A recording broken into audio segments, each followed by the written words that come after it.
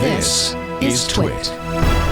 This episode of Tech Break is brought to you by our friends at IT Pro TV, now called ACI Learning. Together, ACI Learning and IT Pro entertain and train your team to keep your business performing at its best. Visit go.acilearning.com/twit. TWiT listeners who complete the form can receive as much as 65% off an IT Pro Enterprise Solution plan. You'll get the proper quote based on the size of your team. Andy, you will be happy, though, I think, to hear that Apple is bringing RCS messaging to the iPhone next year. The green bubble. I don't know what color the bubble. Did we do it? Did we do it? We talked about it last week. Mission Did accomplished? we do it? Yeah.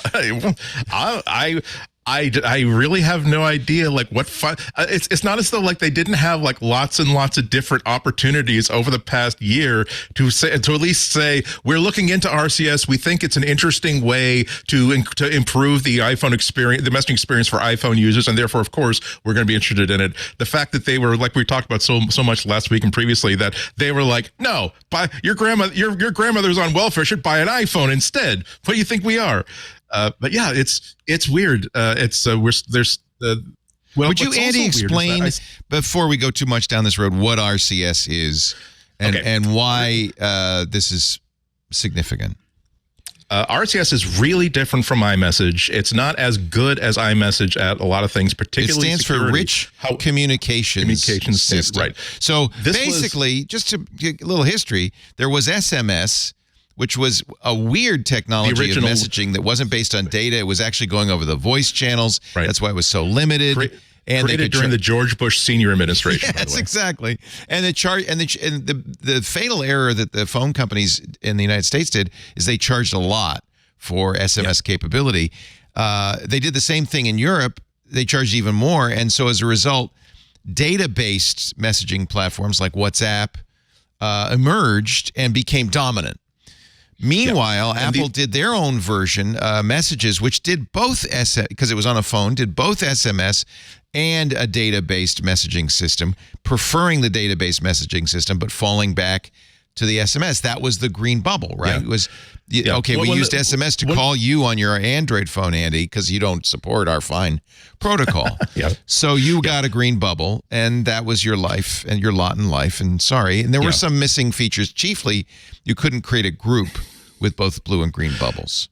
Yeah, it's basically what the bottom line is that the RCS messaging is something that the industry coalition that created the previous messaging standards and all the carriers in Europe and elsewhere and Google got together and said, let's fix this. Let's start making a much better like messaging platform, because they were also seeing that third-party messaging platforms were a much better experience.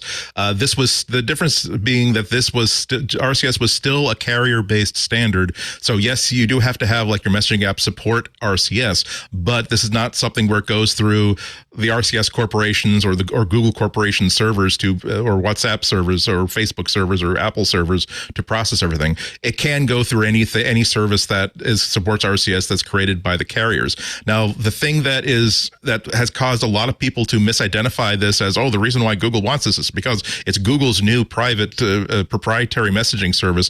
No, it isn't. They were very, very big in getting this going because they had to be on board to develop this, because they basically make the messaging app for every phone that is not an iPhone.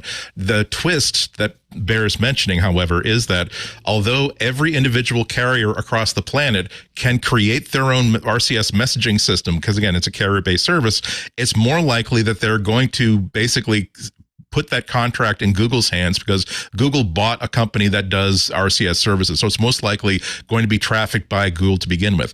However, I don't think that really counts as much as true, RCS. Andy? I thought that the carriers were going to do the RCS. They can. They absolutely can. They're free to do so. But in 2016 was the big pivoting point for RCS, where they decided, look, if we're going to make a go of this, if we're going to make this an adopted standard, if we have any chance of keeping like carrier-based services relevant, we're going to have to make our service that's going to be compatible, that's going to be competitive with these other things. And so, for instance, AT&T calls it advanced messaging, but they do support it, right? So, but you're saying that in most cases, Android phones will use Google's RCS server, not the carrier's RCS server. It's still RCS. It's still plain RCS. However, Google owns the company that handles a lot of this traffic because, again, all you have to do is write a check. So even if AT&T is doing it, it's going through a Google server. So long, or I don't know specifically about AT&T. So long as it's RCS, it'll be intercompatible. That is the big of all the positives and minuses. And there's been a lot of discussions about the difference between something like WhatsApp and iMessage, which is true end-to-end encryption, bulletproof, real stuff. This is weaker encryption. There are people in the middle, for instance, but it's still better encryption. Also, feature-wise, it's more like WhatsApp or Apple Messages. Yeah, you get. Oh, let's go through the list. You get like your photos will not be downgraded when you send it to somebody who's using Android. Next year when RCS is supported in the iPhone, you can send videos, you can send files, you can do voice chats through the messaging app that will, and all the media traffic, all the messaging traffic can go through Wi-Fi instead of the phone network if that's better for you. Things like groups of 100, read receipts, the ability to see when people are typing, a lot of the basic stuff that people expect when they see these basic services. And then the big selling point, I think, about all of this is that all you need to know is the phone number of the person you want to send this message to. That there's it's always part of the discussion that, WhatsApp is, no one uses like carrier messaging anyway, so it's irrelevant. Yeah, but how do you, a person who walks out of a store with a phone, do they know what WhatsApp is? Do they know where to find it? Do they know how to install it? Do they know how to use it? Do they have everybody in their contact database who uses WhatsApp? Do they know how to inform them that, hey, you need to download WhatsApp? Whereas, though, again, in many ways, particularly security-wise, RCS is not as good as iMessage. The selling point is that all I need to know is I just need to know Alex's phone number.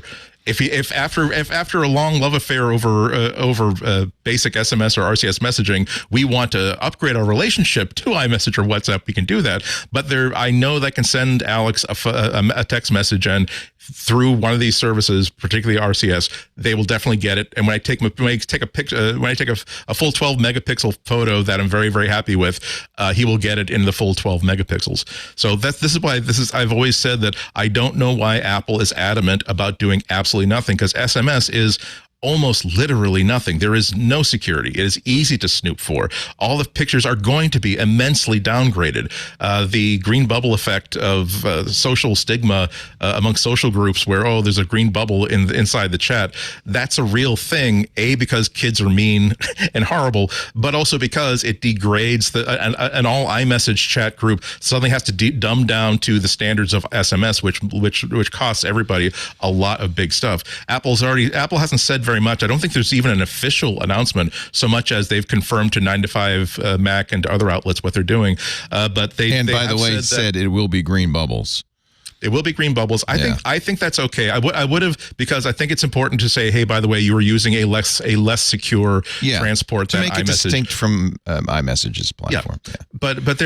So they've already said that, hey, we're going to be working with the GSMR committee to do things like increase the security level that's possible through RCS, which is, again, something I think they could and should have been doing all along. So I'm very glad. I don't know why they decided. Maybe they just looked at every piece of legislation that's coming through the EU, the problems of trying to deal with the Digital Markets Act, and said that it is now more difficult to be petulant than it is to simply comply. And I'm actually optimistic that they're not going to be a very whiny sort of compliance, the bare minimum they can possibly do to basically say that iMessage is interoperable. I think that at this point, all the people inside of Apple who have been fighting to adopt RCS are going to get their way and say, we're not going to do it in a halfway way. We're going to do this the best way it can possibly be implemented, including making RCS better for everybody. Yeah, their statement that they're going to work with the GSMA, I thought, was the point where they're showing we're not going to drag our feet. We're going to do this, and we're going to work with them on it. Although it is funny, after Google has put so much effort into all of this, I did have a feeling like there's some meme out there that covers this. I'm sure is it the boyfriend meme? I'm not sure, but it's the idea of like, hey, Apple's coming over here. They're coming over here. We did it, everybody. We did. Oh, they're talking to the GSMA. And then there's a Google statement that's sort of like, yay, they're here. Near We're looking now. We're looking So you forward to think- working closely with them. And Apple is not even looking at Google, right? They're You're just thinking looking at the GSMA. that Google was hoping that they would use the Google Jibe servers and not do an open. I think Google was using this as branding for Google and Android and trying to shame Apple. It's not, though. And right? now Apple is like not even talking about Google. They're just talking about adopting a standard, and that's a very cold move. That is a very Apple move. But I think in the end, they're not going to drag their feet. This isn't going to be kind of like a halfway move. I think that they're going to really legitimately support it, and I think that they probably do have the attitude like, if we're going to do this, we should probably work with the standards body to make the security better, because we're not really thrilled with the security level on it. But I think that they're going to. It beats SMS security. SMS is so bad and right? old, and that was my point last week. Was just so it's an improvement. This is not replacing iMessage, but I do think it's because of the EU, right? I think in the end, that's why they're doing it. Is they want to be able to say, look, iMessage is for our users. Everybody else gets, and they're looking like, not that. This RCS thing that's okay, right? Instead of it being like a thing from the Bush administration. So to be clear. As long as you're messaging somebody with an iPhone, you're going to continue to use iMessages and the iMessage protocol and have all the encryption. In messages. You won't notice anything. Instead of falling back to SMS when you talk to Andy on his Android device, it will now fall back to RCS. Still be a green bubble, but it'll be somewhat more secure, somewhat more feature rich. Now, by the way, I want to point out with read receipts and locations and all sorts of stuff that you can't get with SMS. Pathetic, really, and data. And it'll fall back to SMS if it absolutely has to. But there's always that. And it's when they say later next year, it's before December 31st. So we have to mystery. kind of keep that on track. And I think that obviously we're probably going to see more features in iMessage that would not be compatible with RCS. You'll get all the things that RCS has, but I would be surprised if Apple doesn't add a bunch of little tchotchkes that the kids like, because as we've talked about before, the kids are really important. And I'm not clear that, I think that the trajectory, it'll be really interesting to see how the trajectory goes in many parts in Europe and many other places where someone was talking to someone or someone was tweeting me in or X posting or whatever they call it now, from Australia. And they said almost everybody's on Android in Australia, for kids that are in school. Right. So it really depends on the part of the world. But in the U.S., where there is some revenue, we're seeing, we've talked about it before, the stat of 87%. And I know that with my kids, they just look at the blue bubble. Like, I don't think they even know what the feature set is. That means that's the difference between blue and green. They just look at the color, and so the color is a bunch of decisions that they've made about what that color means. Mm-hmm. And that might take a little longer to get out of. Yeah. We should point out the iPhone is about 50-50 in the U.S. It's just among young people that it's 87%. But that's obviously what everyone's concerned about. You're absolutely right. It's 50-50. Yeah. It's just that when 87% of everyone under 18 is using a one thing, the chances of them getting off that platform becomes less and less as they get older. So Jason, you thought I was kind of hoping that I was kind of hoping that Apple would, like I said, I think that's a good idea to keep it as a green bubble, again, to communicate that iMessage is a much more secure, stronger security than RCS. We just want to let you know that you're not using iMessage on this transport. I think it's important. I wish that there were a parental control setting, however, that if the parent has set up, oh, by the way, this iPhone belongs to someone who's between 12 and 18, you can have a setting that says, oh, by the way, all iMessage bubbles are going to be orange, so that you can basically say, I don't want my kids to know that they're talking to somebody who uses an Android, because I don't want them to either bully people or to be bullied. I don't think that, as long as the parents have access to knowing the nature of the communications, I think there's no problem in getting the kids to say, you know what, we're not going to let you. It's orange. Congratulations. It's your friend Josh. You don't need to care what kind of phone they have, because a lot of it is class shaming. Because look, the poor person who can't afford a phone. Like this is a Pixel 6 Pro with a terabyte of storage. It costs more than your phone, idiot. Yeah, I think that's a really cool idea of just saying parental advice to say, I don't want my kids differentiating between platforms and being bullies. I think that's cool. I think that's a cool idea. And to Alex's point, I was just going to add on, of course, Apple is going to keep adding things to iMessage, because Apple Apple, given a choice, is going to build things itself that it thinks are going to be cool and new. And the last thing they're going to do is wait around and propose them to a standards body and tap their feet and wait for a year and then have it be kind of like, that's just not how Apple works. Lightning all over again. Yeah. If they have something cool that they think they want to do, they'll just do it. And then maybe eventually the standard will catch up with them. I think that's just their attitude. I don't even care if the standard happens or not. Like, they'll just be like, this is what you get when you have iMessage. I mean, obviously, we talked about this earlier, the difference between a nonprofit and a for-profit. They have a vested interest in making their product cooler than the cross-platform version of it, and they're going to keep on doing that. I mean, and I think if anything, they'll accelerate that effort as opposed to decelerating it. You'll see more features in mostly ones that we probably don't need as an adult, at least. Like all the gestures, mine doesn't do that because I'm not, but that's making everybody crazy. I don't know. Everybody I know is just like, how do I turn, we get this question all the time. Like, how do I turn these things off? Because it's all the fireworks and the balloons and everything else that has not been, at least in we have a whole hands-on Macintosh and a whole iOS today about how to turn that off. That's because that's a Sonoma feature. Like it is. So let me because you guys move very quickly and assume a lot of knowledge on behalf of our audience, but just for those who are not up to date on this, you kind of mentioned the Digital Markets Act, Jason Snell. Apple is one of the gatekeeper services, although there's an argument that Messages is not dominant enough to be a gatekeeper service in the EU. Yeah. But Microsoft, Apple, Alphabet, Google, Amazon, Meta, all of these are gatekeeper services, which means they are required to be interoperable. It has to be easier for people to move between competing services, requiring them to interoperate their messaging app with rivals. Now, Apple's challenged this, by the way. But I think they also see the writing on the wall. And Apple's never been known for interoperability in its messaging. So this is basically Apple saying, okay, we'll support it. We have to. But this is a good way for them to do it, I think. I think they're going to say you shouldn't consider iMessage this because it's not popular enough. And besides which, it doesn't matter because we are now properly supporting the robustly interoperable. They're fighting it on every for front. everyone. And to say, and I think it's a fair argument to say, look, what we do to build features for our customers is our business, but we are going to now demonstrate that we're not going to create such a fall off, such a cliff that it's just a miserable experience for everybody who is not our customer or has to talk to someone who's not our customer. Honestly, I don't know why. The only reason Apple fought this for so long is because, as we know from emails revealed in the Epic trial, Apple was worried that kids would start using it, that parents would give their kids Android phones. And so the iMessage they'll hear about it on the street if Yeah, exactly. Yeah, iMessage was a wall, a moat if you're going to use an Android, we at least want you to use an Android at home where you'll be safe. Yeah, and it still will be to a certain extent. It's the default in the default messaging app, and you have to go get another messaging app. And in the US, that has definitely played out that people want to use the default.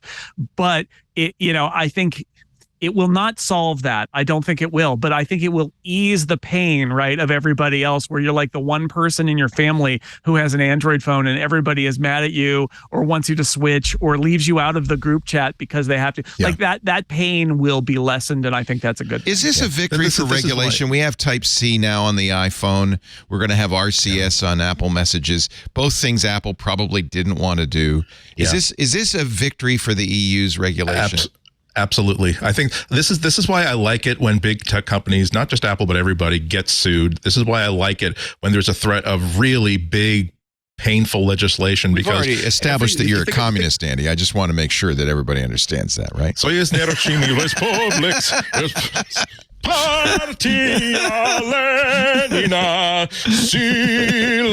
are very appropriately to the left of Alex Lindsay, who's on the right. Yes, so we've got a good little Jason. I will just sit over here.